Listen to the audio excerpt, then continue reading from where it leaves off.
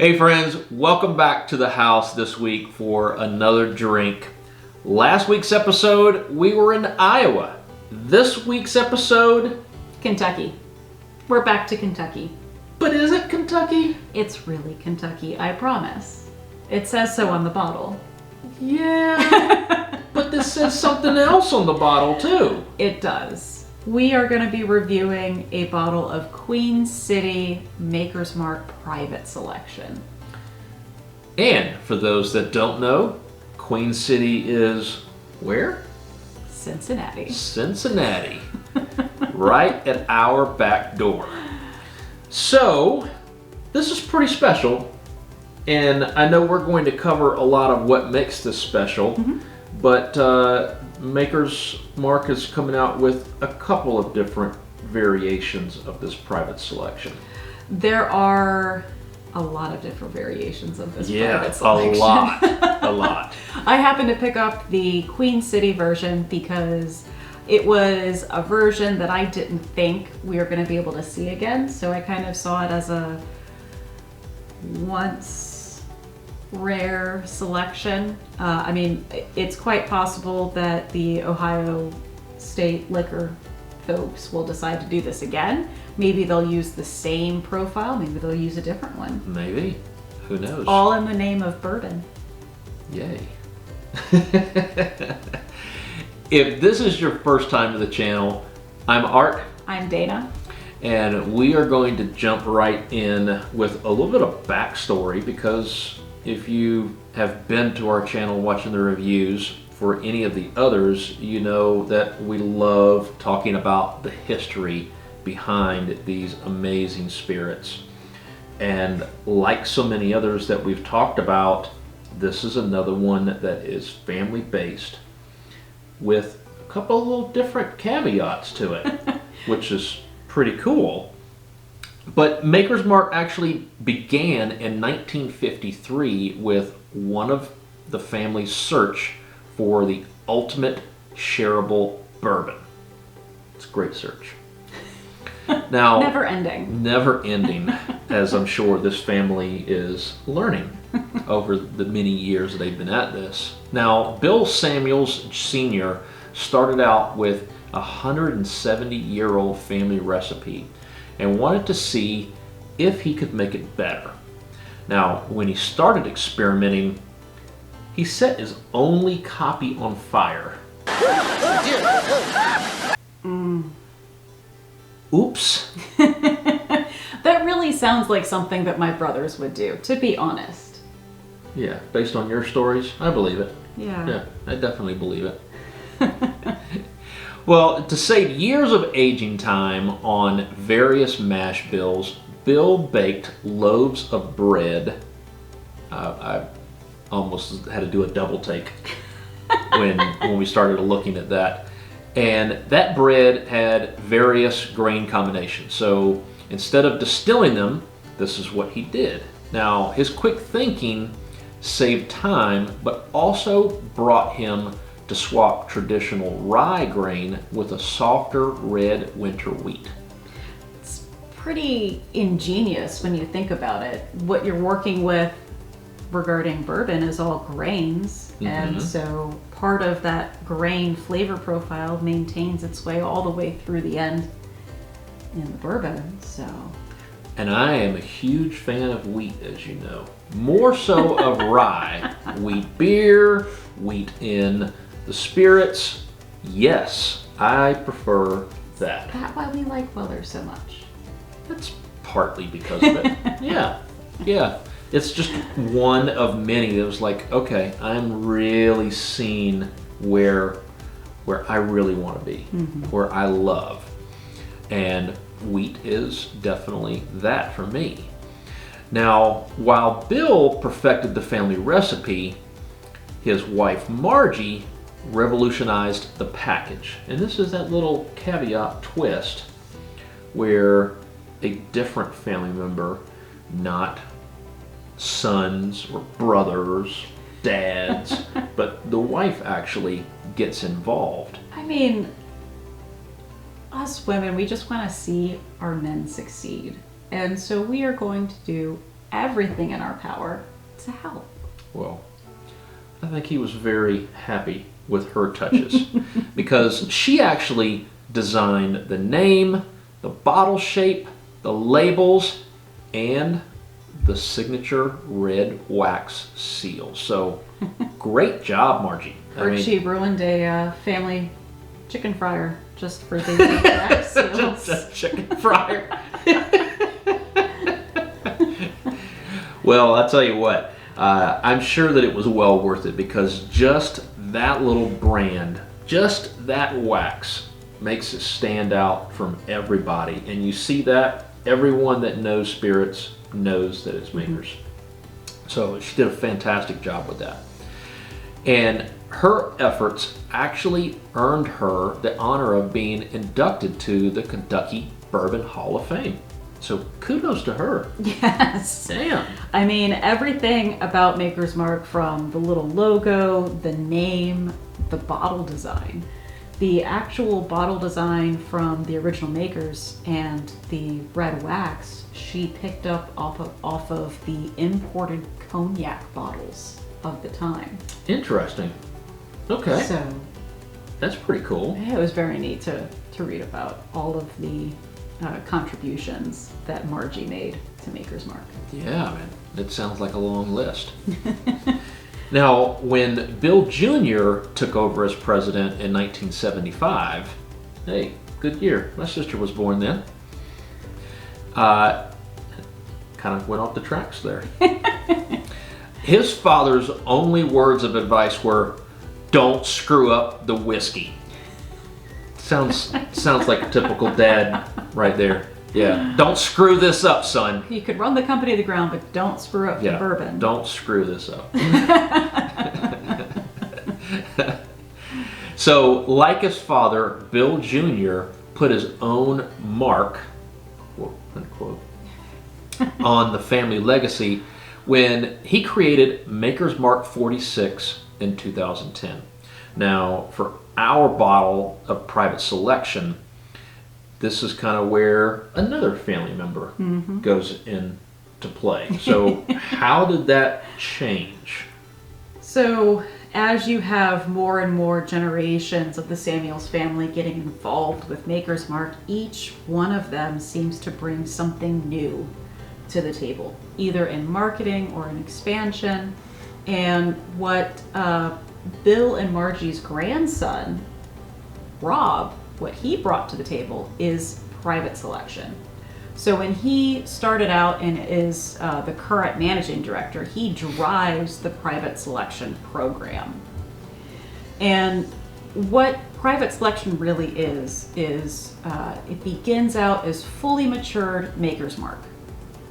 And then you take that Private Selection and you put it in a special customized barrel. Each custom barrel gets 10 staves of the participants' choosing. Okay. So what a stave is if you can actually, how barrels are made is you have the strips of wood that go vertical. Each strip of wood is a stave. So if you have 10 different staves, you have a good section of that barrel, which is now entirely custom. Yes, but that's a stave, not just 10 staves from that one barrel, but a stave from different kinds of barrels. There are 5 different, is it 5? Let me think. 1, 2, 3, 4, yes, 5 different staves that participants can choose from. Each stave has its own unique, or brings its own unique flavor profile. So once the participants select their wooden staves, there's actually 1,001 possible combinations of these wooden staves. That's insane. So that's why each bottle of Private Selection is truly unique. It's a custom finish. No 2 bottles are going to be the same unless they have the same stave profile, and even then there could be slight variations between them. It's aged in this customized barrel for anywhere from 5 3/4 years all the way up to 7 years. And it's always finished with 9 weeks in cold conditions. So as we know from how barrels, bourbon, whiskey, anything ages in wood, is you have the expansion and contraction of the wood brings whiskey or spirits in or out of that wood grain. Yep. So if you put it in a cold condition, it's actually going to push more of that whiskey flavor back into the actual contents rather than in the wood. It's going to push it out of the wood. Okay. That's a twist. It makes sense. And once it's done its 9 weeks in cold storage, basically, then it's bottled. So each variation is different. And on the bottle of every bottle of Private Selection, it'll tell you the stave profile. And the proof, the alcohol, the date of, I guess, when it was bottled. So how is this one made up? This one is, Queen City's bottled at 55.6% alcohol by volume. Woo! 55. Some heat on it. It's actually kind of funny you say that, because Bill Samuel Sr. originally started out because he didn't want a bourbon that's going to blow his ears off. So 55%, let's see how they did. Yeah. That makes it round out at a nice even 111.2 proof. A round 111.2. One goes into 11. 11 times and always comes out one.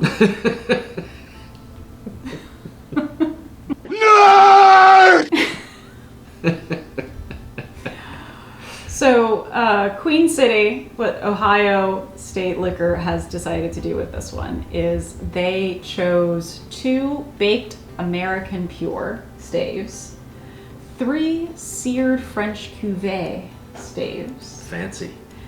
4 Maker's Mark 46 staves, and 1 roasted French mocha. Ooh. So there's no toasted French spice in this bottle. Man. And we did pick up a bottle of Private Selection, I think a couple years ago, and found it to be rather intense. So we will see how Queen City does. Yeah. You ready to crack it open? Yes, I am. Get this little... Wants to grab everything. Yeah. There we go. Now, if you're new to the channel and you enjoy learning more about the spirits, not just about how they taste, but a little bit more about the history, I encourage you to stick around, because this is what we do for every one of these. And as much as we love trying them and drinking them, we love the history and the backstory on these just as much. It's like not a real cork. You know, studies have shown that the artificial corks actually do a better job of sealing the bottles. I know, we've discussed that before, but I had to just, the smell came out and I was like, ooh, it smelled really good.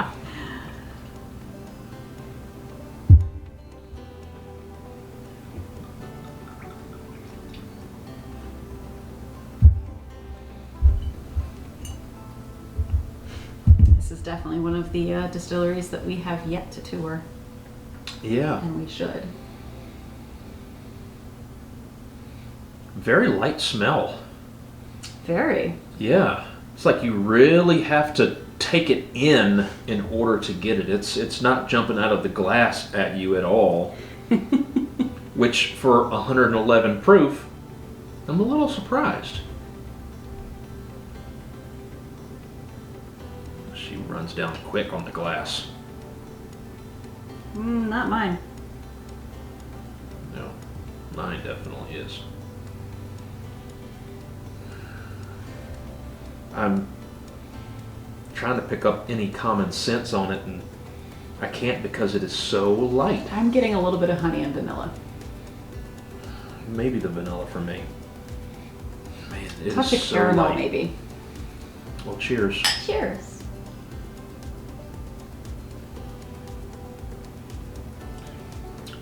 Oh, yeah. Here's There's- the 55. Oh, yeah, that's the hug right there. Yeah. Was it a bear hug? Not that bad. No, not that bad. I've certainly had a stronger hug at that proof. So this is smooth, but there's some warmth to it. I've had lighter, but typically not in a bourbon. If you go into more of the Scotch whiskeys with a single grain, it has a lighter profile at this proof.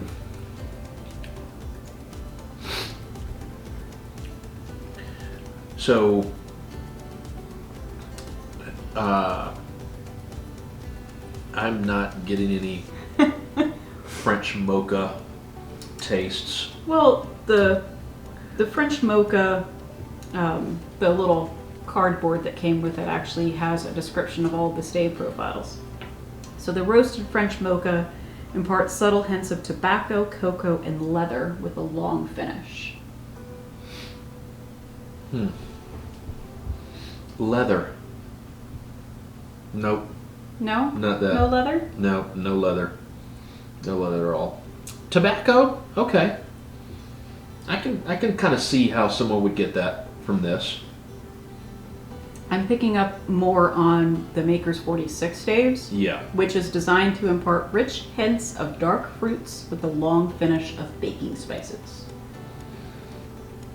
Yeah, I would say more on the Makers than anything else. What are they saying about the The Baked American Pure delivers notes of light, sweet honey and vanilla with a soft oak finish. I picked that up on the nose more. barely on the nose? That more than anything else for me on the taste, because I get that wood, I get some of that vanilla taste to it, probably more than anything else.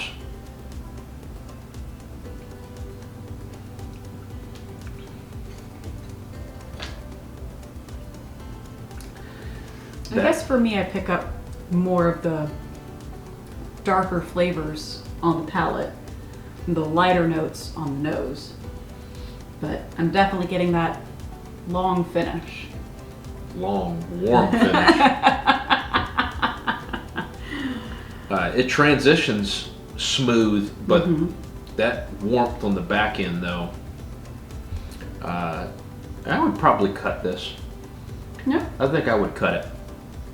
Just for my style, I would cut it with some ice. I think I would enjoy sipping it more, and I'd like to see if that changes the flavor profile any at all with just a little bit of water. Probably does. Yeah, but this is nice though. Makers has not been anything that I've rushed to grab. I know they have their fan base, which is great, but for me, I like to kind of swerve off of the common and look for things that are uncommon, that are different. That's why I was excited about this, because it's different. I really wanted to taste what the Ohio folks put together. Yeah, me too. Yeah, so quite interesting. Now we'll have to find one from somewhere else and do a comparison to see what the differences are. On that note, I think we're going to wrap this one up, pour a little bit more, and relax for the evening. So hope you enjoyed the backstory of Makers, and let us know if you've had any of the different variations of the private selection. And what they were. Yes, where they were from and what the stave profile was for those. Because we definitely want to kind of keep an eye open for different ones on our travels.